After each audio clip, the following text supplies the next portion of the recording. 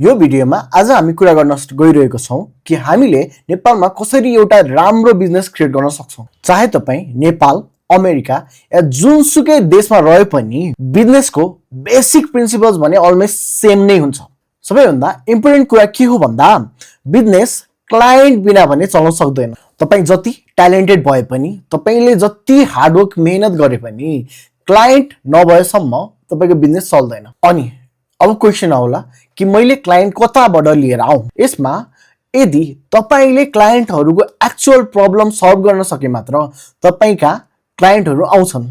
Business भनेको नै problem solving हो। तपाईले जति ठूलो प्रब्लम सल्भ गर्नुहुन्छ तपाईले त्यति नै पैसा कमाउनुहुन्छ। अब प्रश्न आउँछ कुन टाइपको प्रब्लममा हामी फोकस गरौँ।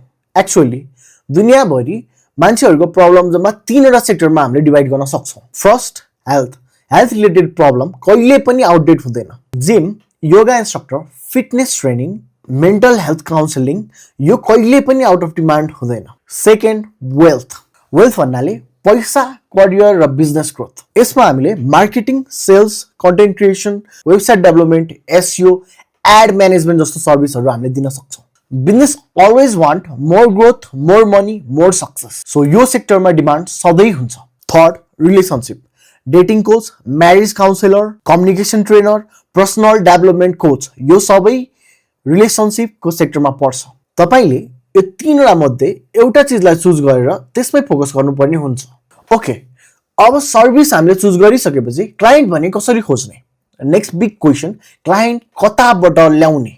एलेक्स हर्मोजीको अनुसार क्लाइन्ट पाउने जम्मा 4 वटा मात्र वेज हुन्छ। First, warm outreach. Warm outreach भनेको तपाईले अलरेडी चिनेको मान्छेहरुलाई कन्ट्याक्ट गर्ने। Friend, relatives, colleagues, Instagram followers, Facebook contact. उहाँहरुलाई एउटा सिम्पल मेसेज पठाउनुहोस्, मैले यो सर्भिस प्रोवाइड गरिरहेको छु, तपाईलाई या तपाईले चिनेको कुनै व्यक्तिहरुलाई यो सर्भिस चाहिएमा मलाई कन्ट्याक्ट गर्नुहोस्। यो मेथड इफेक्टिभ किन हुन्छ? किन भन्दा उहाँले तपाईलाई अलरेडी चिनिसक्नु भएको छ।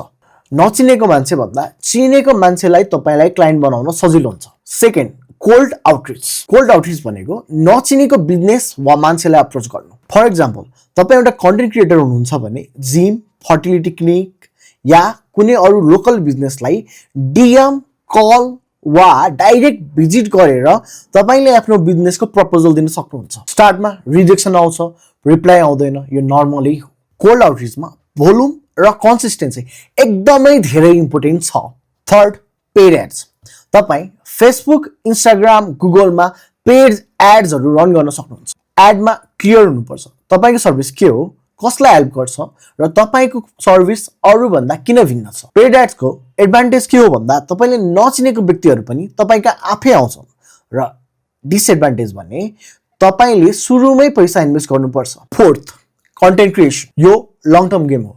युट्युबमा, इन्स्टाग्राम र फेसबुकमा तपाईले राम्रो कन्टेन्ट बनाएर तपाईले आफ्नो ऑडियन्स बिल्ड गर्न सक्नुहुन्छ। मान्छेहरु तपाईको भिडियो हेरेर ट्रस्ट गर्छन् र चाहिएको खण्डमा तपाईलाई नै कन्ट्याक्ट गर्छन्। यो लङ टाइम फ्रेम र स्लो भए पनि एकदमै इफेक्टिभ हुन्छ। एउटा कुरा तपाई याद राख्नुस्, तपाईको स्किल डाइरेक्टली तपाईको स्किलसँग कनेक्टेड हुन्छ। जति तपाईको स्किल राम्रो हुन्छ त्यति नै तपाईले आफ्नो चार्जहरु इन्क्रिज गर्दै जानुहुन्छ। यो 4 वटा मेथडहरु कन्सिस्टेन्टली अप्लाई गर्नुस्। डेली तपाईले आफ्नो स्किलमा इन्भेस्ट गर्नुस्। प्र्याक्टिस, फिडब्याक र इम्प्रुभमेन्टको साइकलको थ्रु तपाई बेटर हुँदै जानुहुनेछ। यसरी नै स्टेबल, स्केलेबल र लङ टर्म बिजनेस तपाईले नेपालमै डेभलप गर्न सक्नुहुन्छ।